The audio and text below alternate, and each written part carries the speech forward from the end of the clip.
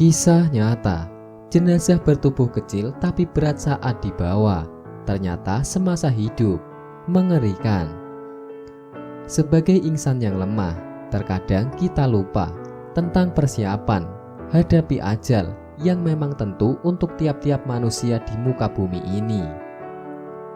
Satu di antara langkah untuk menyadarkan diri yaitu dengan banyak menghadiri dan mengingat kematian.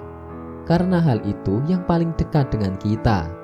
Jadi cerita yang diberikan tidaklah memiliki tujuan untuk menyebarkan aib yang wafat, tetapi sebagai bahan iktibar kita semua agar lebih siap hadapi kehidupan setelah kematian. Yaitu cerita dari Syed Soleh, seorang pengurus jenazah asal Kelantan, Malaysia, yang membagikan satu pengalaman yang tidak terlupakan di halaman Facebooknya.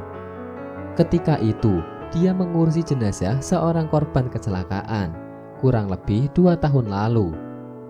Berlangsung kurang lebih 2 tahun, waktu itu, selesai mengantar satu jenazah ke Pasir Mas, saya dikagetkan dengan satu panggilan dari kamar mayat Rumah Sakit Selayang untuk mengurus satu jenazah lagi, jenazah yang perlu diantar ke Tanah Merah. Untuk menggerakkan amanah dan tanggung jawab, saya bersama seorang pembantu bergegas ke rumah sakit yang disebut dan mengurus jenazah hingga selesai. Almarhum turut dan dalam satu kecelakaan.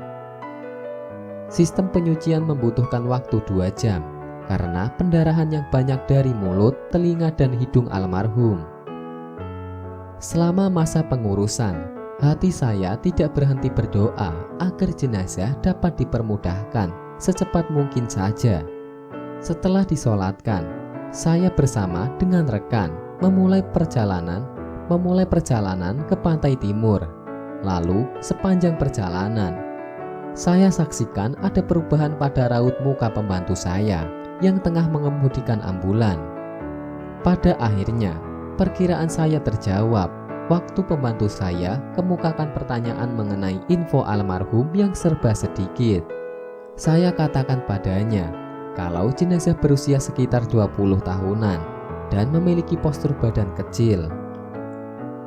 Dengan rasa ketakutan, dia berterus terang pada saya kalau ambulan yang dipandunya tidak seperti biasanya.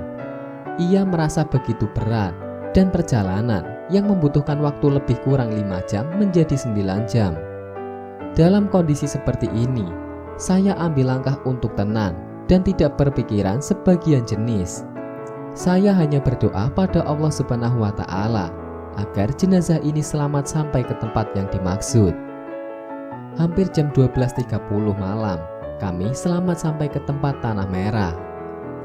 Dan saya diarahkan oleh pakar warisnya agar membawa jenazah ke masjid paling dekat untuk disolatkan dan dimakamkan dengan selekasnya. Waktu acara pemakaman, sekali lagi Allah Subhanahu wa Ta'ala benar-benar menginginkan menunjukkan kekuasaannya. Orang kampung yang menolong mengangkat jenazah untuk dimasukkan ke dalam liang kubur turut tersentak waktu ukuran jenazah dan liang kubur tidak cocok walau sudah diukur terlebih dahulu. Waktu itu, sebagian penggali simpang juga tidak terlihat sampai kondisinya jadi kalut. Menimbang jenazah ini tidak baik apabila bermalam hingga esok, yang mengarahkan orang kampung untuk membesarkan liang kubur. Saya juga ikut mengukur papan lahat agar sesuai ukuran jenazah saat dipakai untuk menutupi liang kelak. 2 kali jenazah dimasukkan dan diangkat lagi karena liang kubur tidak muat untuk jenazah masuk. Alhamdulillah, Allah selanjutnya mempermudah masalah jenazah yang selesai dimasukkan dalam liang kubur.